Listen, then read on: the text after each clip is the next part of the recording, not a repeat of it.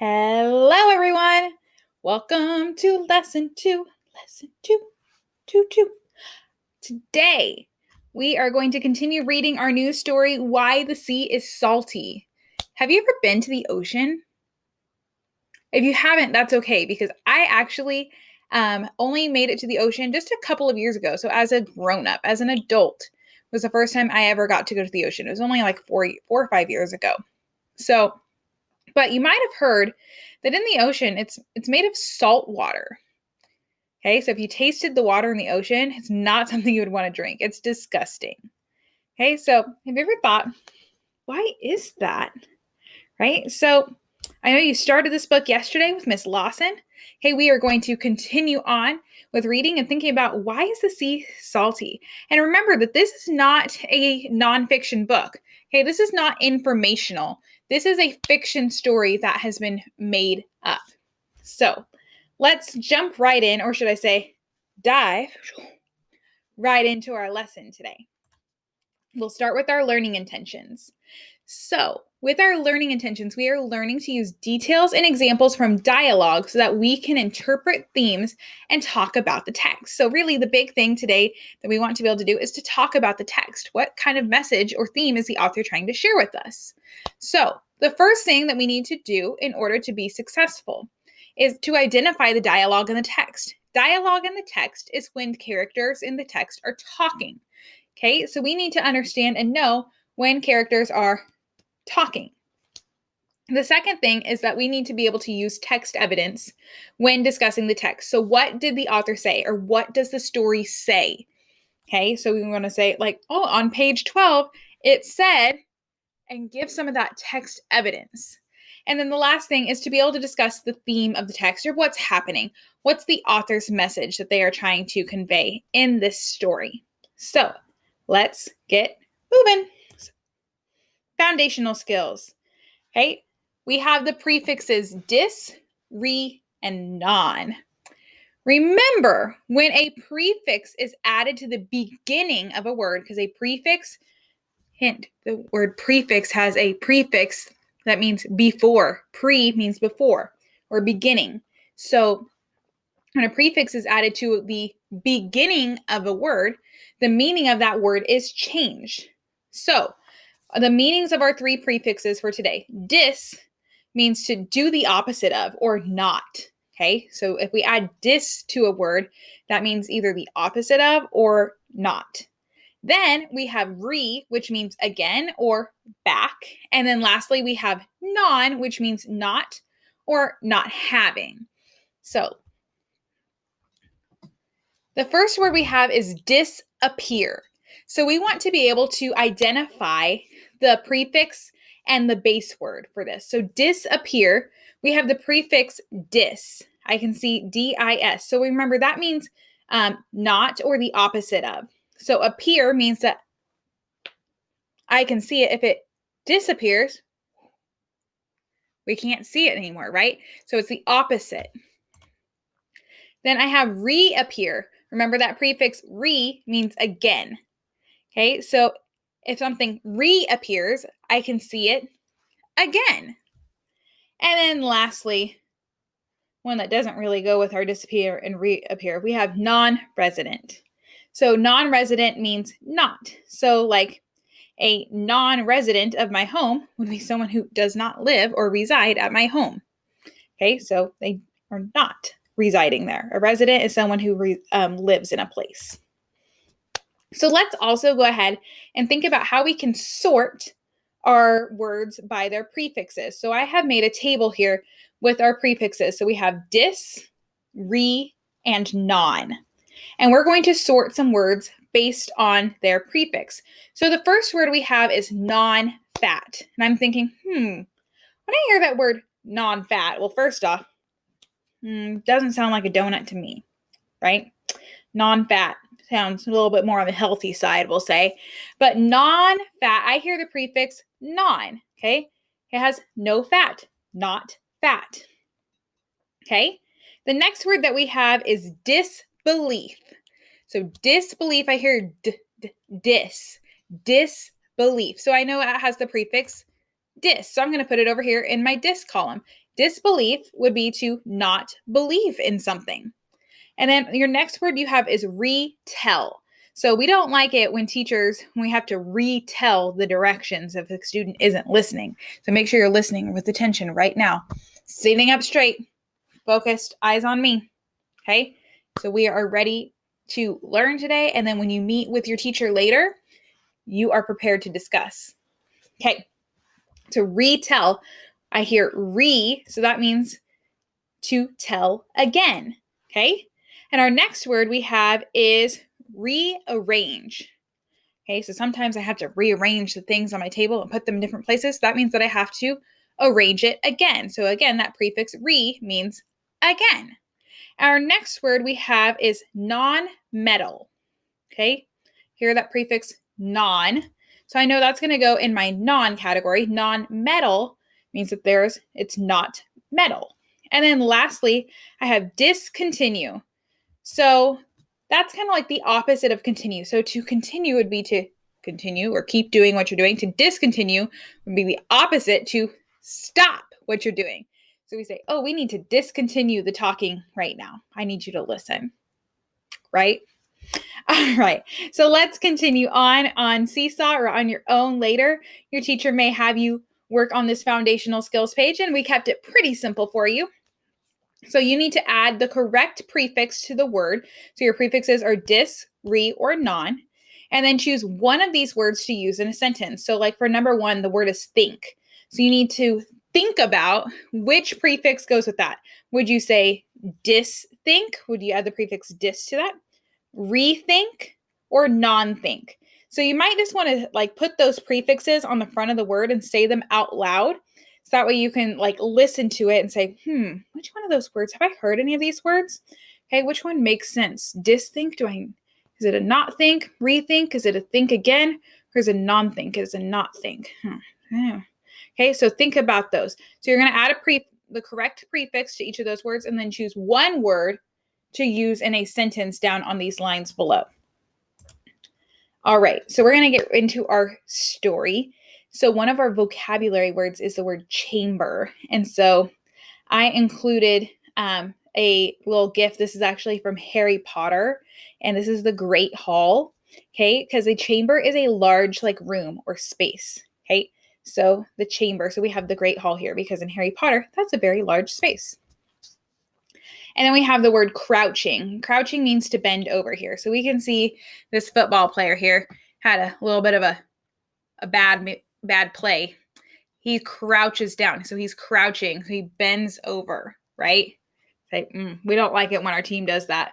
Chiefs are not going to be doing that. No crouching for the Chiefs because we are going to win, win, win.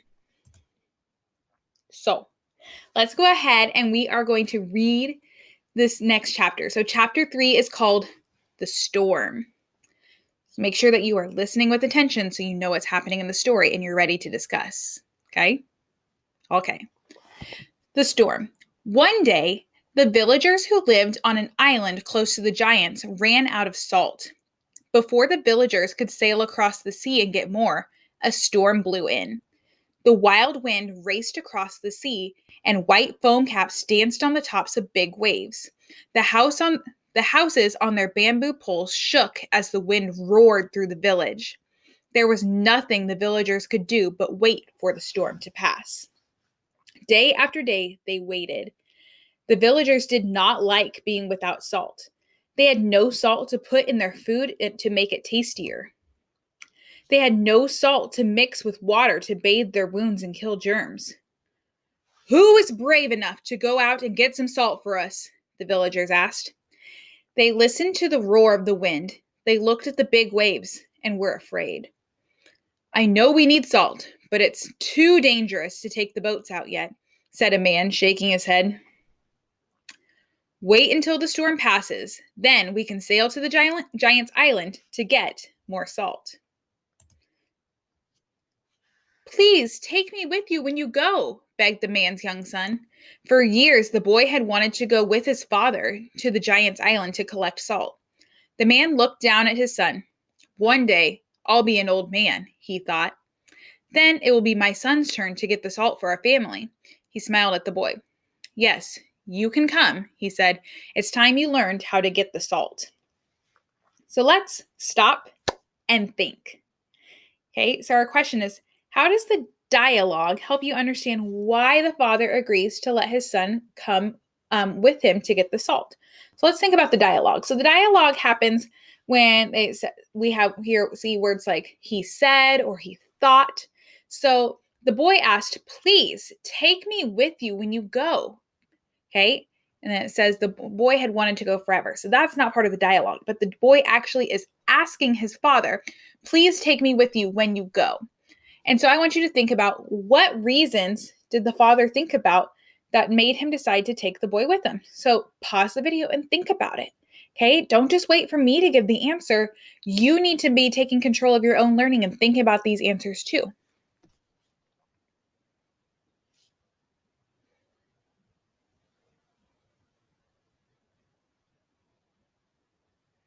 Okay, I really hope you paused the video and thought about this for yourself because it's super important for you to be able to learn this and think about this on your own.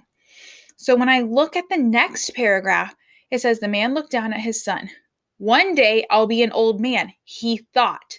So that word he thought, okay, that's giving us a clue that that's dialogue. The man is thinking to himself in his head. You have that internal dialogue where you can think in your head, okay? So he says, one day I'll be an old man. Then it will be my son's turn to get the salt for our family. Okay, so the reasoning that the dialogue helps us understand that the old man, he thinks, oh, well, I'm going to get, or the man thinks, I'm going to get old and I'm not going to be able to get this salt. So I better teach my son how to do it now. So that way he's prepared to do it when I can't anymore. Okay, so that's how the dialogue is helping us. It's helping us understand the man's thoughts. Chapter 4, The Boy. At last, the worst of the storm had passed. Just as promised, the boy was allowed to sail to the giant's island with his father and some other villagers. The boy was excited. He'd heard many stories about the giant and his cave. He wondered how many of these stories were really true. The sea was still rough, and the small boat rocked and rolled in the waves. It wasn't long before the boy was seasick. Ugh, and you rock and roll in the waves. That can really make your stomach churn. There must be an easier way to get salt than this, he groaned. If there were, we would have thought of it long ago, his father answered. The giant was waiting for them when they got to his island. He noticed the boy with his father. It had been a long time since he'd seen a child. Only adults ever came to get salt. The giant smiled at the boy, staring up at him with wide eyes. We've got no dried squid for you today, called one villager. We couldn't go fishing because of the storm. We don't have boiled rice mixed with prawns either, said another. The giant was disappointed. He'd been looking forward to the tasty food they usually brought him. He watched the villagers get their bamboo baskets out of their boats. They set off for the cave in the hills.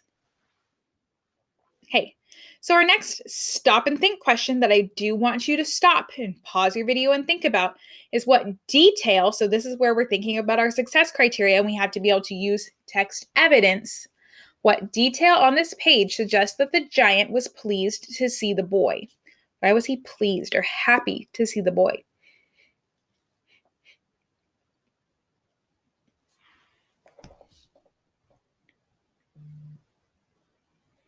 All right, did you find it? In this in the third paragraph here, the giant was waiting for them when they got to his island. He noticed the boy with his father. It had been a long time since he'd seen a child. Only adults ever came to get salt. The giant smiled at the boy, staring up at him with wide eyes. So right here it says that the giant smiled at the boy, and he hadn't seen a child for a long time. So that gives us a clue that the giant is pleased to see him. So when I'm talking about text evidence, I can say in paragraph 3, because I counted, there's 1, 2, 3 paragraphs every time the line is pushed in at the beginning. So that's 1, 2, and 3. In the third paragraph, it says that the giant smiled at the boy. And I know when someone smiles, that usually means that they're happy. Okay? Watch your steps, he called as they disappeared into the jungle. The path is slippery today." The giant got to the cave before the villagers did. The boy followed his father through the cave opening into a huge underground chamber. So remember, we're thinking like a big room. Now remember though, they said an underground chamber. So this isn't going to be like the Hogwarts, like the Great Hall, where it's a big fancy room. Okay, we're still in a cave. So we're in an outdoor, but it's a big open area. Okay. When his eyes got used to the dim light, he could make out the great piles of salt his father had told him about. The smell was so awful he could hardly breathe. "Fill your basket like this," said his father, crouching down at the bottom of one of the piles of salt. Remember, crouching, so he's bent over, okay? "Make sure you don't cause a salt slide, though."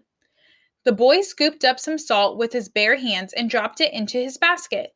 He looked at the pile of salt towering above him. "I hope it doesn't slide down on top of me," he thought nervously. "I'd be buried alive." Quickly, the boy crouched down and used his hands to scoop salt like his father had shown him. He scooped and he scooped until both bamboo baskets were full.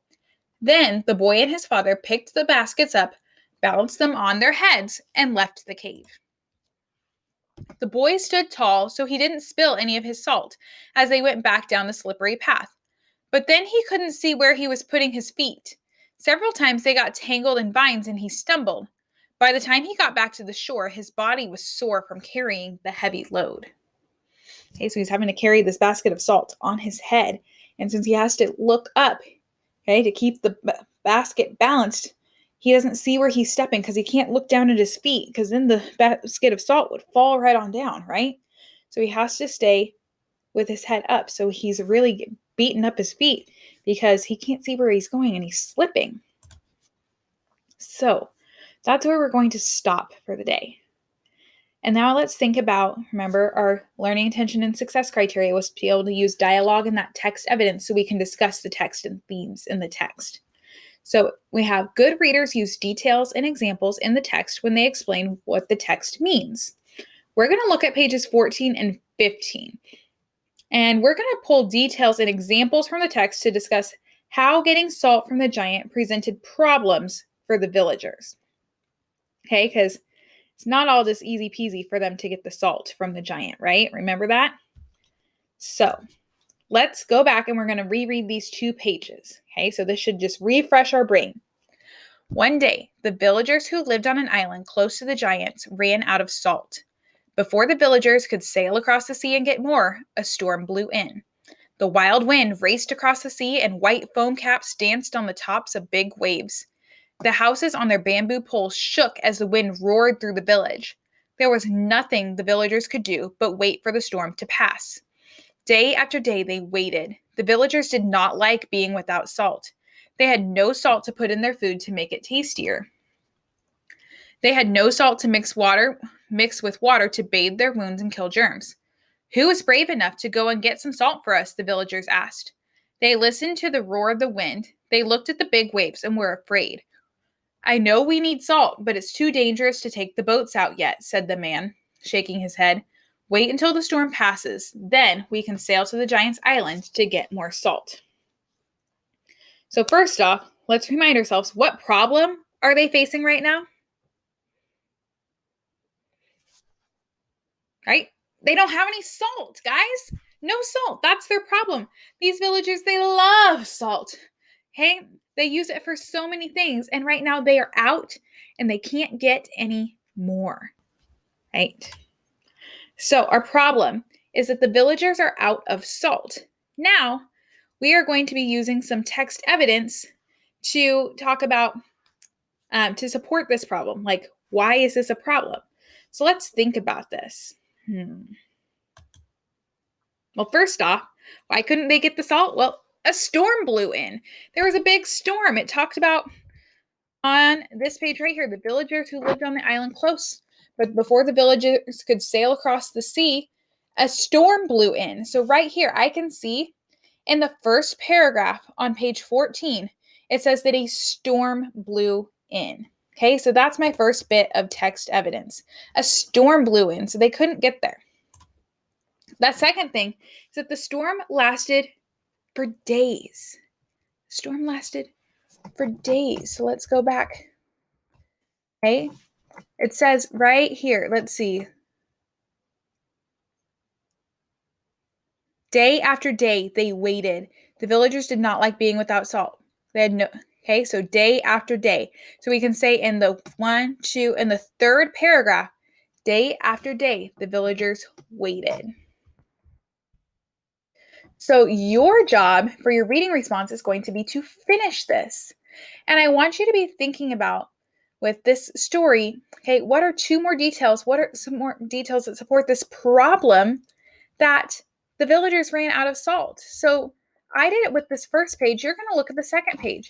And I also want you to think about the dialogue. Okay, what are some of the people saying? So, like right here, I see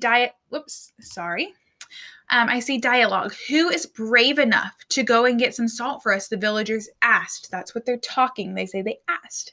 And it says, I know we all need salt, but it's too dangerous to take the boats out yet, said a man shaking his head. Wait until the storm passes. Then we can get to the giant's island to get more salt.